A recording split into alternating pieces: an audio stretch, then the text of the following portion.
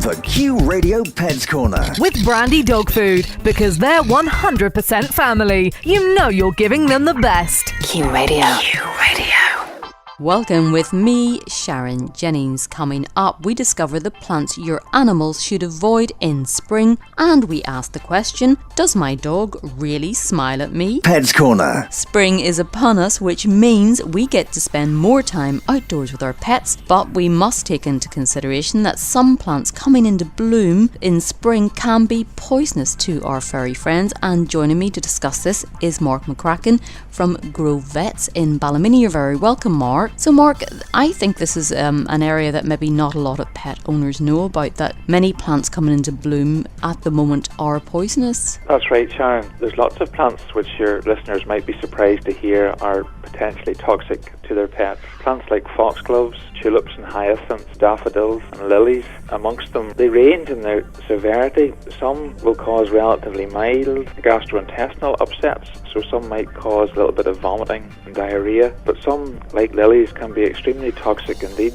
and just 2 or 3 petals or a few grains of pollen from lilies can be very dangerous and can lead to very severe symptoms in pets. They tend to send them into renal failure. Those are potentially very, very serious. And of course, Mark, these are flowers that many of us have in our home all the time, like daffodils. That's right. Daffodils, if pets eat them, either the bulbs or some pets will eat the flowers, they can cause really strong vomiting actually. And if they eat enough of them, it can cause quite severe abdominal pain and cramps, even cardiac irregularities there. So I don't mean to frighten people, but it is important just to be aware that some of these plants in the home can be toxic. And if you have any concerns, it is worthwhile speaking to either your vet if you think your pet may have eaten some of these plants, or you could go on to some websites. There's the likes of the Veterinary Poisons Information Service website, and they'll give you a list of plants which might be found in the garden or the home which are potentially toxic. Mark, do these plants have the same effect on cats?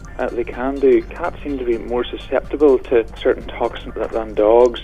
You mentioned lilies earlier there, Sharon, and cats are very, very susceptible to toxicity from lilies. And even, as I mentioned, a few grains of pollen, which the little cat gets onto their coat and then ingests as they're grooming, can lead to very severe symptoms. Another common poisoning that we would see associated with spring, Sharon, would be people put out little slug baits around plants that they're growing, and cats do seem to actively seek these out, and they contain a substance called metaldehyde, and that can result in neurological symptoms. So these wee cats will come in with tremors and twitching. It's just being careful, Mark, isn't it? Watching out for what they're sniffing around, what they're nosying at, and then I guess if you see any of those symptoms, then immediately contact your vet.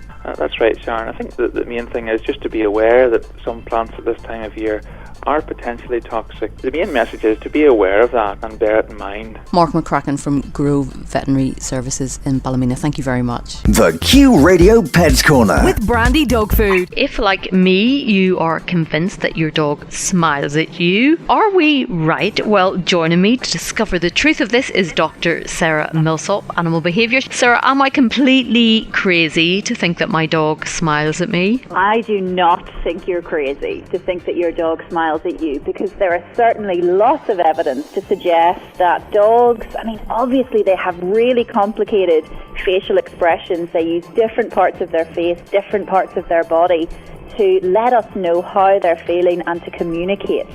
So certainly we do see smiling happening in dogs, but what that smile can mean is very context specific. Would there be context that it is a genuine, I'm happy to see you, and would there be different contexts where it may not be such a happy smile? That's absolutely right. So what we see with the smiling, these kind of grins that we sometimes see in our dogs, generally what it is that they will be showing their teeth, almost baring their teeth. Whenever we see that, for example, we can sometimes see it when a dog is in a worrying situation.